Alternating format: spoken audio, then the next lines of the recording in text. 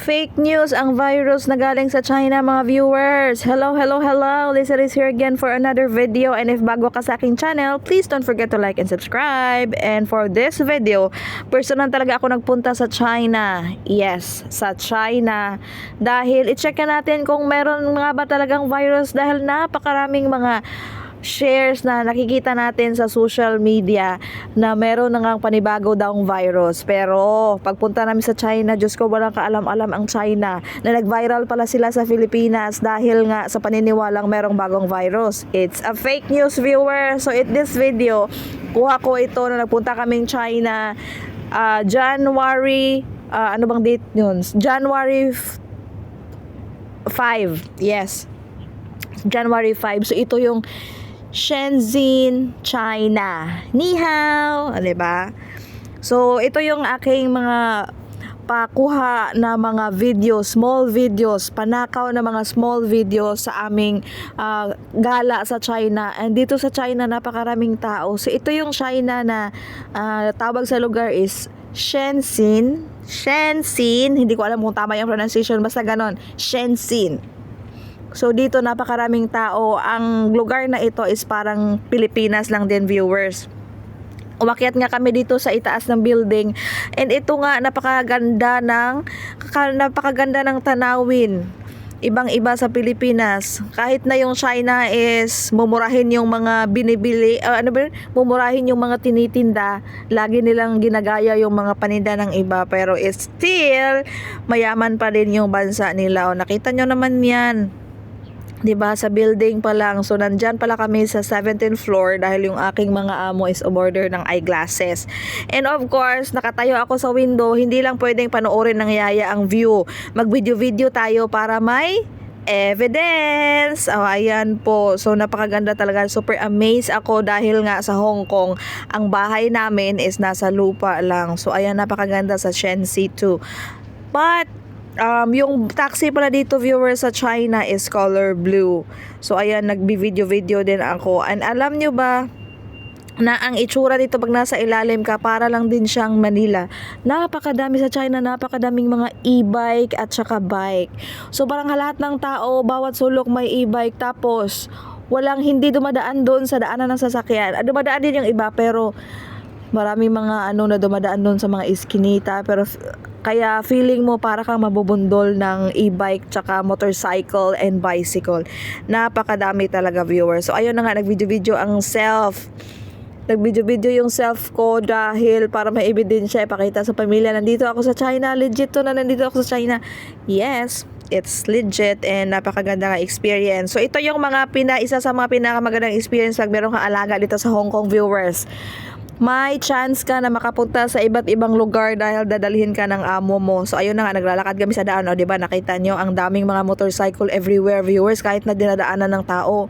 Parang wala silang law dito, hindi organized yung mga tao compare sa Hong Kong talaga na it's no-no. Maraming mga nagbabike dito sa Hong Kong, but hindi ganun karami sa talaga, grabe yung population sa mga bicycle and motorcycle. So ayun na, nag-cross the street kami. Yung kanila palang traffic light is the same sa Pilipinas na meron number. Yeah, so mag-green light lang, mag-red light and green light, meron palang number, viewers. And of course, same lang din sa Pilipinas, yung meron din mga store na mga McDonald's, and para siyang, feeling ko, para siyang Manila na super daming tao. Dito yung China na napuntahan ko na super crowded. Kasi yung first China na napuntahan ko, Diyos ko, akalain nyo, sabihin nyo na isa lang China. Yes, isa lang yung China, pero napakaraming lugar. Gaya din yan ng Pilipinas. Merong Luzon, Visayas, and Mindanao. And the first place na napuntahan ko nga is sa Suhai, which is feeling ko mayaman yung mga tao doon dahil walang mga naka-bicycle, walang mga naka-motorcycle, sasakyan yung ginagamit. So dito naman is para siyang iwan ko anong, parang regular lang na parang nasa Manila. So makikita nyo naman sa video na super daming bicycle. Of course, nagkataon ako, nakakuha ako ng chance na mag-video dahil yung aking mga amo ang naghahawak ng aking alaga. So kasama ko pala dito yung amo kong babae, amo kong lalaki, at saka yung lolo. So kasama yung dalawa kong alaga. And I'm so grateful na meron akong alaga. So ito talaga yung chance na punta tayo sa mga places, different places in the world without paying anything because magbabantay tayo ng ating mga alaga. So ito din pala yung good side ng pagtatrabaho at pag-aalaga ng mga bata dito sa Hong Kong. So isasama ka ng amo mo kung saan-saan sila magpunta. Kasi marami nga dito sa Hong Kong na naghahanap ng walang bata dahil nga naman mas aliwalas yung buhay, mas basta mas magaan yung trabaho pag walang bata. Pero hindi ka nga lang makatravel dahil mag-travel sila, of course sila lang yung magta-travel, ikaw iiwan ka lang. So it's a big positive side na nag-alaga ka ng bata dahil kung palagala yung amo mo, dadalhin ka kung saan. So ayun, naglalakad kami dito viewers, still pa din bicycle. O tingnan nyo, dinadaanan ng mga tao, napakaraming bicycle. And isa dito sa China ang parang na-amaze ako. Yes, na-amaze talaga ako. Wala dito sa Pilipinas, no?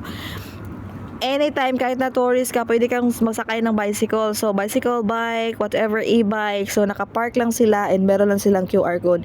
So, for you to use it, you have to pay. So, kaya nga dito kasi sa China, cashless. So, hindi sila gumagamit ng, hindi na sila naghahawak ng pera. So, everything goes online na. So, magsascan ka lang sa code and connect to your app para makapagbayad ka. So, ang ginagamit pala doon is WeChat na pang China.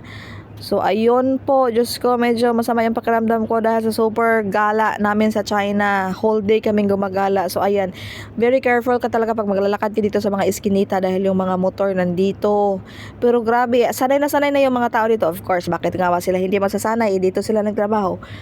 Dito sila nakatira, of course. So, ayun na sanay sila. So, very careful talaga tayo sa daan. Ito na yung papunta pa lang kaming China, papunta kaming border. So, paano ba magpunta ng China, viewers? Magpunta ka ng China, kailangan mong kumuha ng visa. So, ako bilang katulong dito sa Hong Kong, kinuhanan ako ng visa ng amo ko. So, since na it's our second time, first time nagpunta ako ng China noon, kailangan one time lang yun. Yung visa mo, good for only one travel. So, this time, dalawang travel na. So, na-travel ko na yung one. Meron pa akong isa. So, ta-travel naman kami ulit sa susunod for more gala. And ayun na nga, so kailangan talaga may visa.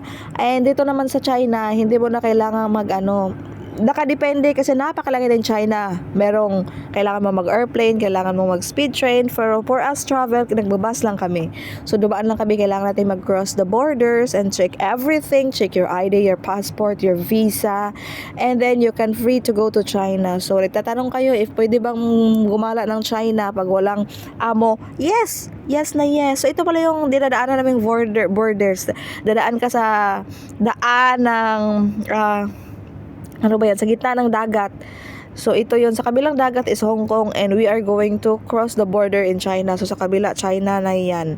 So ayan, maganda no, super amazed ang yaya, ang haba ng dinadaanan, nasa dagat kami dumaan. So ayun, nagbi-video ako dahil nakaupo ako sa in front ng bus. So naka double decker bus.